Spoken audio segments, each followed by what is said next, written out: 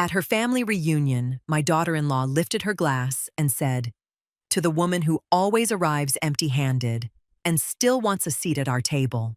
Laughter rippled across the backyard patio. It wasn't polite laughter. It was eager, too loud, and entirely at my expense. At the center of it stood Brooke, my son's wife, holding her mimosa like she had just delivered the punchline of the century. My son Arthur sat beside her looking down at his plate. He didn't laugh, but he didn't stop her either. That silence from the boy I raised stung more than the joke. I am 62 years old. I've survived the loss of my husband, raised 2 children, and kept my home running single-handedly for a decade. I don't shatter easily.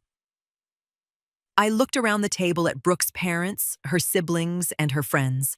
They were all smiling, waiting for me to shrink into my chair. They expected me to lower my eyes and absorb the disrespect just as I had absorbed their financial burdens for the last 2 years. Instead, I stood up. I picked up my water glass. I raised mine and said, "To the family who just lost the mortgage I was paying." The silence was deafening. It hit the patio so hard it felt like all the air had been sucked out of the yard. Brooke's smirk vanished. Her mother's fork clattered against her porcelain plate. Arthur finally looked up, his face entirely drained of color. "Mom, what are you doing?" Arthur whispered. "Leaving," I replied simply. I didn't wait for a reaction. I set the glass down, picked up my purse, and walked out of the yard. I didn't rush. I didn't cry. I walked to my car with the steady, calm pace of a woman who had finally woken up. As I started the engine, my phone began vibrating in my cup holder. I ignored it. The time for talking had passed. The drive home was quiet, and for the first time in months, my chest didn't feel tight. I hadn't planned to expose them like that, but I wasn't sorry. The arrangement had started quietly 2 years ago. Arthur had lost his management job, and Brooke had flat out refused to delay her kitchen renovation. She panicked, Arthur withdrew, and they came to me. They needed a temporary bridge to keep their pristine suburban house. I agreed, thinking I was helping my son survive a rough patch. 1 month turned into 6, and 6 turned into 24. I paid the bank directly. I wasn't rich. I lived in a modest, paid-off ranch house, grew my own vegetables, and budgeted carefully. I drove a 10-year-old sedan so Brooke could keep her luxury SUV. The gratitude vanished after the 3rd month. Soon, it became an expectation. Brooke started dropping remarks about my thrift store sweaters and my stingy habits at family dinners, entirely ignoring the fact that my money kept a roof over her head. I walked through my front door, hung my keys on the hook, and made a cup of tea. Then I opened my laptop. I didn't need to yell, and I certainly didn't need to argue. I just needed to take back my power. I logged into my banking portal. The recurring transfer for their mortgage was scheduled for the 28th, just 5 days away. I clicked the small red cancel button. A prompt asked if I was sure. I smiled, clicked yes, and closed the laptop. Just like that, it was done. No dramatic fights, no bargaining. I sipped my tea and looked out at my garden. The phone rang again. It was Arthur.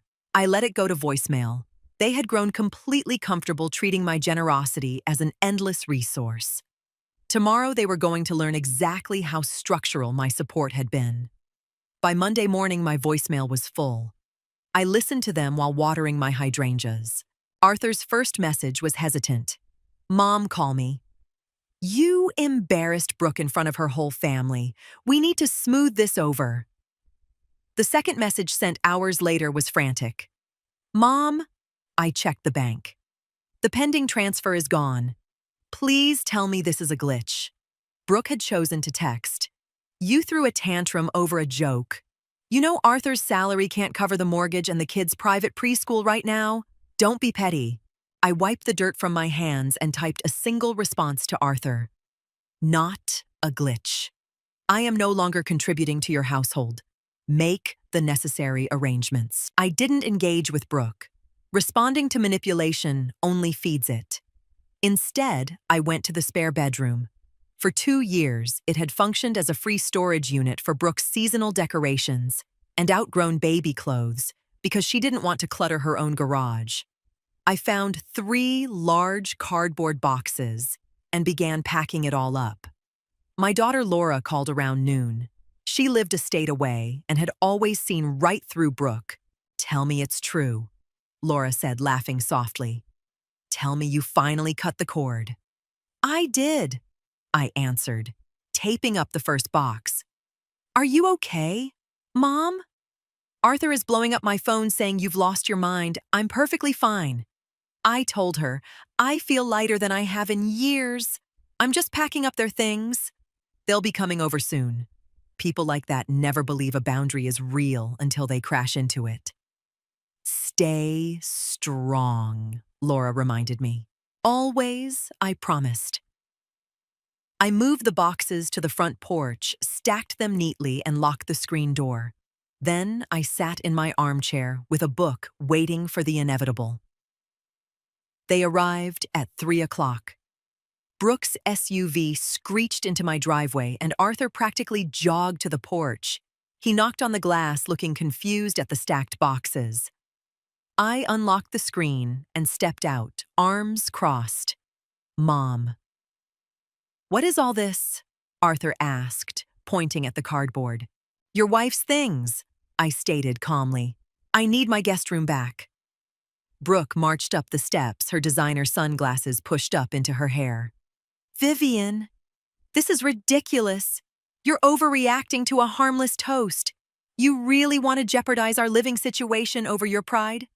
"My pride is intact," I replied.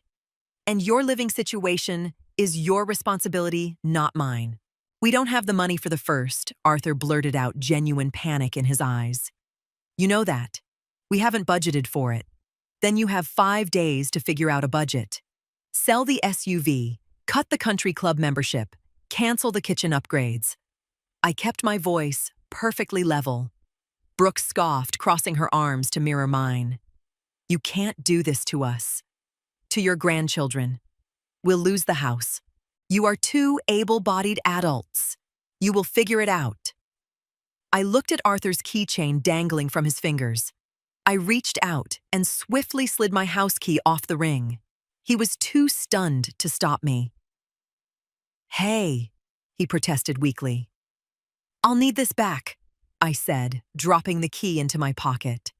"Since I am no longer part of your financial portfolio, I'd prefer you knock before visiting."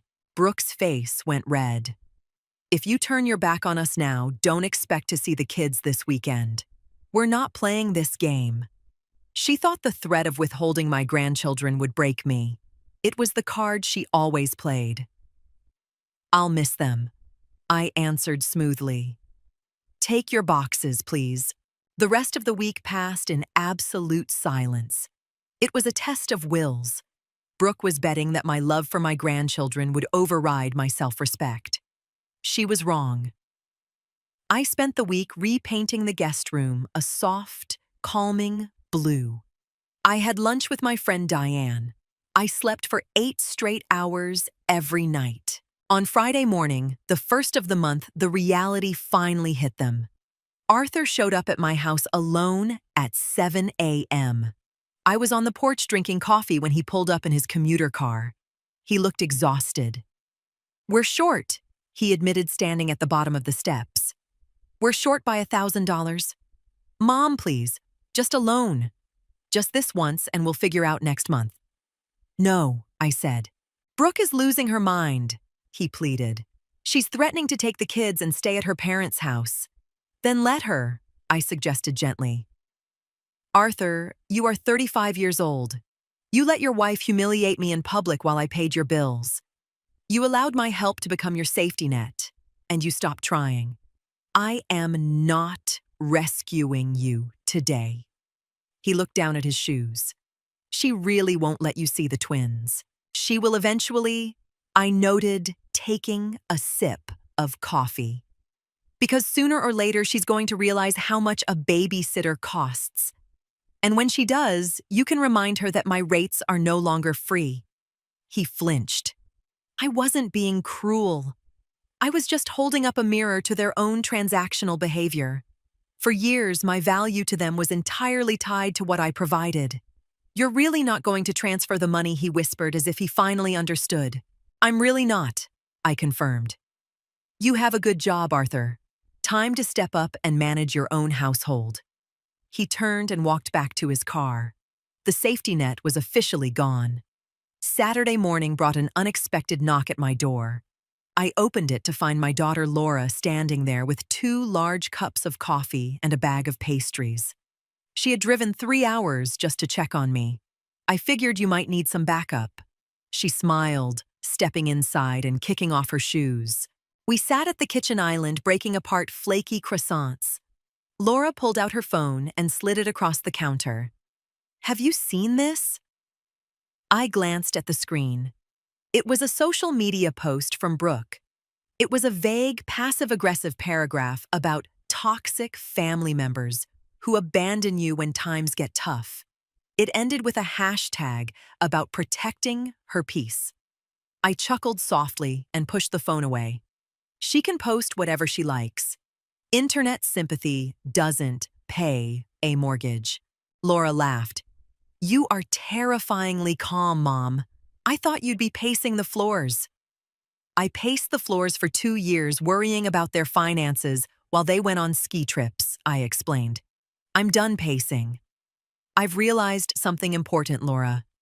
You cannot buy respect. You can only demand it by walking away when it's not given. Did Arthur call back yesterday? She asked. He did. I didn't answer. They had to ask Brooke's parents for the money to cover the shortage. Laura raised an eyebrow. Oh, that must have burned. Brooke's mother is obsessed with appearances. Having to admit they were broke is Brooke's worst nightmare. Exactly, I nodded. And now her parents know exactly who has been funding that lifestyle they were so proud of. The truth always finds its way out. I took a bite of my pastry. For the first time, my house felt entirely like my own again. The invisible weight of their expectations had been lifted. But I knew Brooke wasn't finished yet. She was too used to being in control to let it go this easily. Brooke's desperation peaked on Tuesday. I was putting on my coat, getting ready to head to a pottery class, when her SUV swung wildly into the driveway. She marched up the walk holding a 5-year-old twin in each hand. Without knocking, she tried the doorknob. Finding it locked, she pounded on the glass. I opened the door. Before I could speak, she pushed the kids inside. I have an emergency hair appointment and Arthur is in a meeting. She snapped her tone, breathless and commanding. I need you to watch them for 3 hours. Don't give them dairy. She turned to leave. She was trying to reestablish dominance, forcing me into the role of the compliant, invisible helper. Brooke, I called out sharply. She paused, looking over her shoulder. What? I'm late. Take your children with you, I instructed. Her jaw dropped. Excuse me? They are your grandchildren and I love them dearly, I replied, looking at the twins who were happily taking off their shoes. But I am not your on-call nanny. You do not dump them in my hallway without asking. I have plans. You're going to a pottery class, she shouted. I have an appointment my class is paid for. Your roots can wait. I stepped forward, gently ushered the twins back onto the porch and handed Brooke their backpacks. You are incredibly selfish, she hissed, her face flushed with genuine shock. No, I corrected her calmly. I am just unavailable. Have a safe drive. I stepped back inside and closed the door until it clicked shut. I locked the deadbolt. Through the window, I watched her stand on the porch for a full minute, utterly bewildered, before grabbing the kids' hands and storming back to her car. The rules of engagement had changed permanently. By the end of the month, the facade had completely crumbled. Word trickled down through Laura that Brooke had been forced to sell her luxury SUV. The payments were too high without my secret subsidy. She was now driving Arthur's old commuter car while Arthur took the train to work. The private preschool had been swapped for a highly rated but much cheaper community program. They were finally living within their actual means, and they were miserable about it. I received a text from Arthur one evening while I was watering my indoor plants. "Can I come over?" "Just me." "Door is open," I replied. He arrived looking 10 years older. The swagger he usually carried, the pride of a man who thought he was providing perfectly, was completely gone. He sat on my sofa and stared at his hands. "She hates me," Arthur said quietly. "Brooke. She blames me for not fixing this. She blames you because she can't blame me anymore," I pointed out. I sat opposite him, offering no tea, no cookies to soften the blow. "You let her build a lifestyle on a foundation of sand, Arthur. You knew I was holding it up." "I thought we'd catch up," he muttered. "I thought my bonus would come through or she'd stop spending. But she just kept buying things. And you kept paying." "I did," I admitted. "That was my mistake. I made it too easy for you to avoid reality."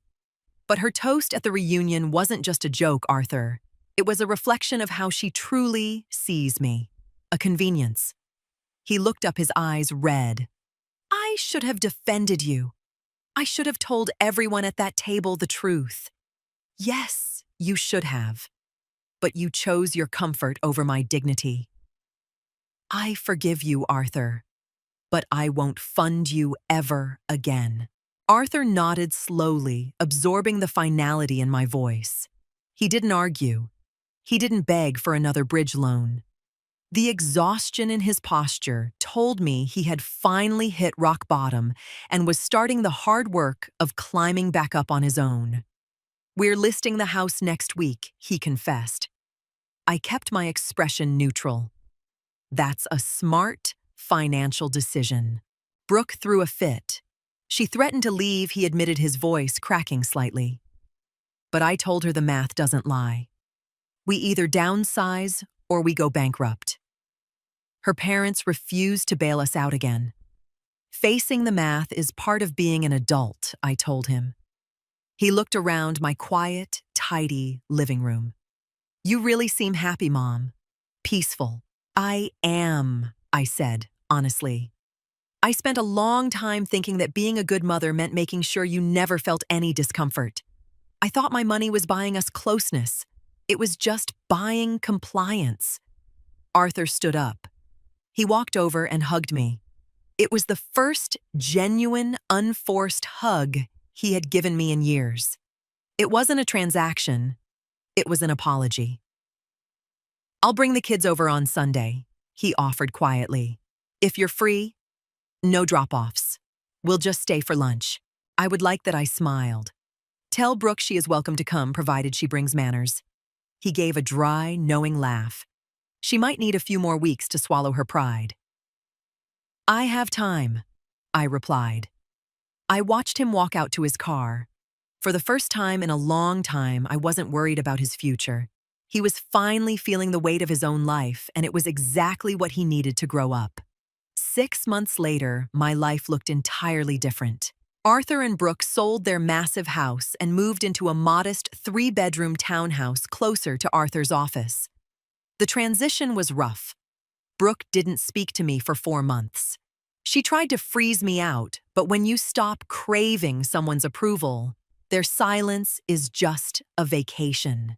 I took the money I used to send them and booked a trip to Italy with Diane. We drank wine in Tuscany and took terrible photos in front of old ruins. I bought myself a new reliable car. My garden flourished. Eventually, the ice thawed. Arthur brought the twins over every other Sunday. Brooke started joining them around the holidays. She was quieter now, stripped of the arrogance that came with a lifestyle she hadn't earned. She never apologized for the toast at the reunion, but her behavior shifted entirely. She asked before coming over. She brought a dish to Thanksgiving dinner. She treated my home with respect because she finally understood she had no authority over it. I still don't give them money. When my granddaughter needed braces, Arthur took on extra consulting work to pay for them. When Brooke's car needed repairs, she picked up shifts at a local boutique. They learned how to survive. People sometimes ask me if I regret doing it, standing up at that table and exposing their secret. They ask if I worry about the damage it caused the family. I always smile and shake my head. I didn't cause damage. I removed a blindfold. I stopped letting people treat my generosity like rent for my place in their lives. And in doing so, I finally built a table of my own where I never have to earn my seat. If there's one thing this whole experience taught me, it's that true respect doesn't have a price tag. For a long time, I thought being a good mother meant shielding my family from the consequences of their own choices, even if it meant sacrificing my own comfort. I confused financial support with love. But here is the hard truth I had to learn: when your generosity becomes an expectation, and your presence is only valued for what you can provide, it's no longer a relationship, it's a transaction. Walking away from disrespect isn't selfish. It's an act of self-preservation. Sometimes the most loving thing you can do for someone is to let them feel the weight of their own life. You can't buy someone's respect, but you can absolutely stop funding their disrespect.